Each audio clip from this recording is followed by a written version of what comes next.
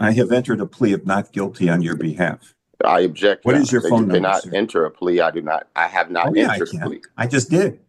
Your Honor, there is no plea that you can enter in because I didn't voluntarily enter in the plea, Your Honor. I'm asking you, Your Honor. You want me to enter a plea of guilty? Under the two jurisdictions that There's not two jurisdictions. There's only two jurisdictions. You are misreading the Constitution of the United States, the Constitution of the state of Michigan, and the statutes that are brought against you here. Nothing to do with Admiralty. You weren't in a boat. A sovereign citizen enters court claiming the judge has no authority, no consent, no plea, no jurisdiction, just pure courtroom delusion about to collide with reality. People of the city of Berkeley versus Kamash Daku Myrick. Magistrate, I'm just going to acknowledge my presence for the record. Patrick Gagnick. I'm here as appointed counsel on behalf of the arraignment docket this morning. I did speak to Mr. Myrick in private. I did explain to him he does have the right to counsel. I explained to him, obviously, that right. He's indicated to me unequivocally that he does not want counsel. Mr. Myrick, is that a fair statement? That is a fair statement. So with that said, I'm here and present, but with that, I believe Mr. Myrick will address the court on his own behalf. Myrick, you have the right to decline counsel. You also have the right to change your mind. If you do, just notify the court. Yes, sir. You've been charged in this citation that was issued on the 22nd day of January at about 5:58 in the morning with driving in the city of Berkeley on Henley near Franklin Street while your license to do so was suspended. Driving on a suspended license is a crime for which you could be incarcerated up to 93 days and or fined $500. You have a right to a trial. Trial can be before a judge or a jury. You can act as your own attorney or you can be represented by counsel. If you cannot afford to retain your own attorney, an attorney can be appointed for you. You'd have the right to confront and cross-examine the witnesses against you. You'd have the right to testify yourself or not to testify. In the event that you choose not to testify, your silence cannot be used against you. You have the right to be presumed innocent until you're proven guilty beyond a reasonable doubt. The court's going to enter a plea of not guilty on your behalf. No, sir. I don't even understand the charges here. The charge is driving a car on the streets of the city of Berkeley while you're not licensed. You're suspended. That's the allegation. Well, I totally understand, and I would love to plead, Your Honor. But before I have some questions on the record before moving forward and concerning the subject matter of the jurisdiction and the nature and cause of the action that's brought against me. The nature of the cause brought against you is a criminal charge. Okay. Alleging that you were operating a motor vehicle on the streets of the city of Berkeley while your driver's license was suspended by the Michigan Secretary of State. That is the nature of the charges brought against you.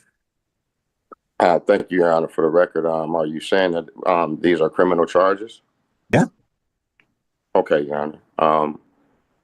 Further, that brings a little bit more confusion for me because under the Constitution, there are two criminal jurisdictions. One is under the common law, and the other one is under Admiralty, and that's a military tribunal venue.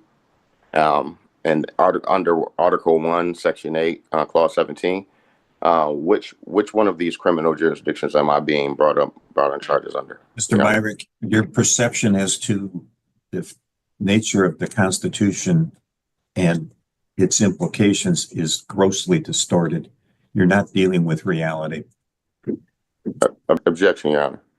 You can object all day long, but the bottom line is that what you are alleged with doing is a crime, and you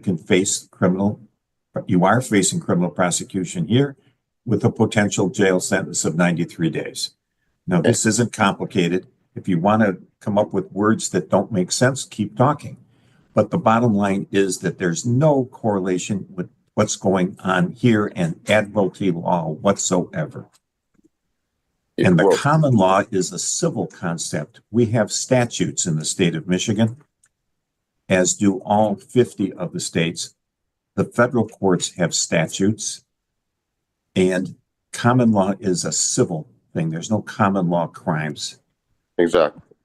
So you've ruled out the common law, Your Honor. So the other criminal jurisdiction that I can be brought in charges under is under Admiralty, and that is a military tribunal. There is no basis in law or fact for the conclusion that you stated, sir.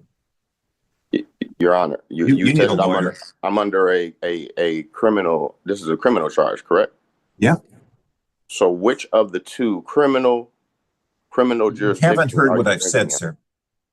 This is not a matter of having the two choices that you have spoken to. Wow. You are misreading the Constitution of the United States, the Constitution of the state of Michigan, and the statutes that are brought against you here. There's Well- nothing to do with Admiralty. You weren't in a boat. Well, Your Honor, you two have a sworn oath of office, correct? This is the classic sovereign citizen playbook. Reject the plea, invent two jurisdictions, and shout Admiralty law hoping confusion will stop a criminal case. It never does. I am sworn to uphold the Constitution of the United States, the Constitution of the state of Michigan, and the statutes related thereto. And that means that I'm not going to. So you do have a Sixth Amendment obligation to inform me of what jurisdiction. And I criminally think I that you are have done bringing that. me. I have told you that the people of the city of Berkeley have brought charges against you. Well, Your Honor, the people is not a person. If I'm being brought up under criminal charges, there needs to be a corpus delicti, which there isn't. So I'm asking you. Do you know any other legal words? Why don't you just mix and match them here? Well, this Maybe is you could get a Department of Labor form and read a couple lines of that into this record too. Or maybe you'd like to deal with the probate code. But the reality, sir, is that you've been charged with a city ordinance violation. It's clear what the ordinance says. It's clear what you've been charged with. You have a right to be presumed innocent, and you have a right to a trial. We're going to set this for a pretrial before the trial. You'll be notified by mail. Do you still live on Mendota? I do, but I have. What not, is your phone number? I'm not issued a plea, Your Honor. I have entered a plea of not guilty on your behalf. I object. What is your So phone you number, cannot sir? enter a plea. I do not. I have not Oh, yeah, I entered a can. plea. I just did. Your Honor. What is your phone number? There is no plea that you can put enter in because I didn't voluntarily enter in the plea, Your Honor. I'm asking you, Your Honor. You want what me to enter a plea of jurisdiction guilty? under the two jurisdictions that I'm There's being not charged two under? jurisdictions. I There's don't know only how two you've been misled jurisdictions that to I can be believe charged that under there under are. the Constitution, No, that's Your Honor. Mr. Myrick. That's what your conclusion that there's only two jurisdictions here is absolutely without merit. In Your Honor, fact you said or that this law. is a criminal charge. I'm asking you, Your Honor. I'm asking you what your phone number is. Let's get down to basics here. You're making this very hard on yourself. Your Honor, I What's have your the phone right number? to assert my right, Your Honor. And What I am is your asking phone you, number? Your Honor? What is your What- phone number? My phone number, Your Honor, is Yes, I'd like to know it. Your Honor. We haven't even established what jurisdiction we're in.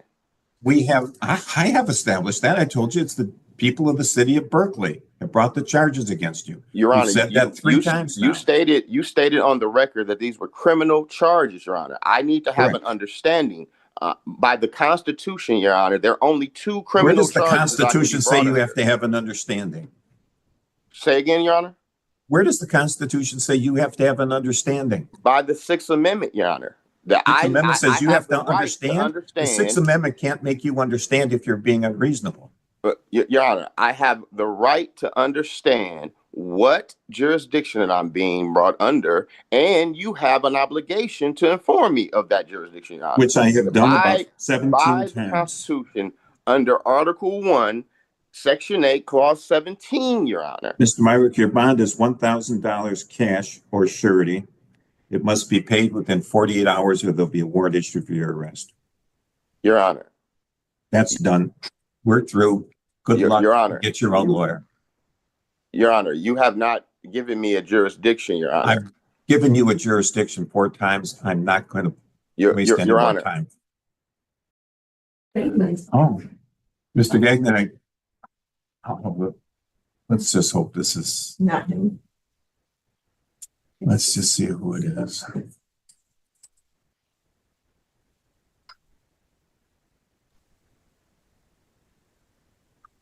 Your Honor, I think you, there was a disconnection or something. No, I disconnected you. If you want to continue, come to the courthouse, sir. Your Honor. Come to the courthouse if you want to continue the conversation. I would like to move for dismissal. I Your would like, it's not gonna be, Honor. I would no, like to move. you're gone. Sovereign citizen arguments don't intimidate judges, they exhaust them. The law doesn't bend, the court doesn't debate nonsense, and reality always wins. Another courtroom meltdown, another legal myth destroyed.